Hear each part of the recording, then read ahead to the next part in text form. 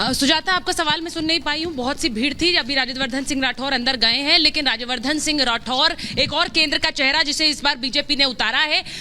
इस बार की जो स्ट्रैटेजी है उसमें बदलाव है। जोटवाड़ा जो उनकी सीट है वहां पर भी कई कयास लगाए जा रहे हैं। बहुत प्रचार किया है। आपको याद होगा कि योगी आदित्यनाथ उत्तर प्रदेश के मुख्यमंत्री उनकी सीट पर पहुंचे थे, वहां उनके लिए प्रचार किया।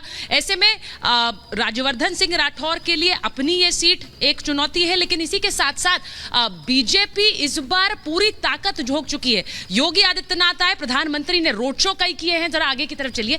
प्रधानमंत्री ने रोड शो भी किए हैं। इसके साथ साथ आपने जेपी नड्डा को देखा, गृह मंत्री अमित शाह को देखा। इस बार चुनाव में बीजेपी ने अपनी पूरी ताकत झोंकी है, यानी वो मानकर नहीं चल रहे हैं कि रिवाज बदलेगा। उन्होंने चुनाव प्रचार में अपनी पूरी ताकत झोंक दी है। ऐसे में सिर्फ ये कहना कि इसी बिना ये सोचकर बीजेपी इस चुनाव में उतरी कि यहाँ पर परंपरागत है कि हर बार सरकार बदलेगी, ऐसा नहीं है। मैं आपको बता दूं कि राज्यवर्धन सिंह राठौर नहीं है, दिया कुमारी को आपने अभी सुना। वहीं दूसरी तरफ अशोक गहलोत अपनी जीत का दावा कर रहे हैं। वो कह रहे हैं कि हम लोग वापस आ रहे हैं। और कई जिस तरह की घोषणाएं की गई हैं इस चुनाव प्रचार के दौरान, बार बार आखिरी चरण में, अंतिम चरण में भी कई घोषणाएं। और खासकर आपने सुना अभी भी राज्यवर्धन सिंह राठौर महिला मतदाताओं की बात कर रहे थे। तकरीबन 2 करोड़ महिला मतदाता राजस्थान में है, 2 करोड़ से ज्यादा। और उनके लिए, उनको खास ध्यान में रखकर एक तरह से जो धन लक्ष्मी योजना है उसको भी लाया गया। महिला जो प्रमुख है घर की, उसको 10,000 रुपए साल के मिलेंगे। ये सब योजनाएं ध्यान में रखकर इसीलिए उतारी गई हैं कि महिला मतदाता साथ आए, और वो अगर साथ आती हैं तो एक तरह से सरकार बनती हुई दिखती है। तो यही तस्वीर लगातार राजस्थान से दिखा रहे हैं। लेकिन सिर्फ ये सीट नहीं है, जैसा कि सुमित बता रहे थे, झालरा पाटन से जुड़ रही से जहां वसुंधरा की सीट है, महारानी कहा जाता है। वहीं दूसरी तरफ अनामिका पांडे जो जोधपुर में है। सुमित के पास एक बार जाऊंगी, क्योंकि सुमित, आपने बताया कि मंदिरों के दर्शन कर रही थी, पूजा करने पहुंची थी वसुंधरा राजे, और अब अपना वोट डालने जाएंगी। अब कोशिश आपकी रहेगी कि आप उनसे बात करें।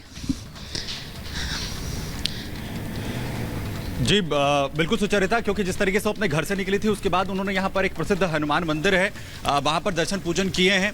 और अब जो है वो वोट अपना कास्ट करने के लिए यहाँ पर पहुँचेंगे। फिलहाल यहाँ पर श्याम सुंदर शर्मा जो एडवोकेट हैं, उनके निवास स्थान पर वो पहुँची हैं। हालांकि ये पर्सनल विजिट है उनका, मीडिया को यहाँ पर जो है वो अलाउ भी इस वक्त नहीं किया गया है। हालांकि बस कुछ ही देर के बाद, तकरीबन 8:30 बजे का वक्त यहाँ पर सुचरिता बताया जा रहा है, जब वोट अपना यहाँ पर कास्ट करेंगे। एक हाउसिंग बोर्ड का जो है वो सेंटर बनाया गया है जहाँ पर उन्हें वोट यहाँ पर कास्ट करना है। लेकिन जैसा आपने जिक्र किया, झाला पाटन के अंदर, न सिर्फ पूरे राजस्थान के अंदर जिस तरीके की वसुंधरा राजे की जो छवि है और जिस तरीके का उनका चेहरा अभी तक एक मुख्यमंत्री के तौर पर बीजेपी प्रोजेक्ट करती रही है, इन तमाम चीजों के बीच में इस बार उनके चेहरे को सेंटर में ना रखकर उनके चेहरे को सीधे तौर पर मुख्यमंत्री के तौर पर प्रोजेक्ट ना करना, ये इस बार सबसे बड़ा सवाल जो है बना हुआ है, जो एक सस्पेंस के तौर पर बीजेपी ने इस्तेमाल किया। लेकिन बीजेपी ने उन्हें पूरी तरीके से भी इग्नोर नहीं किया है और पूरी तरीके से फ्रंट लाइन पर भी आकर जो है वो खड़ा नहीं किया है।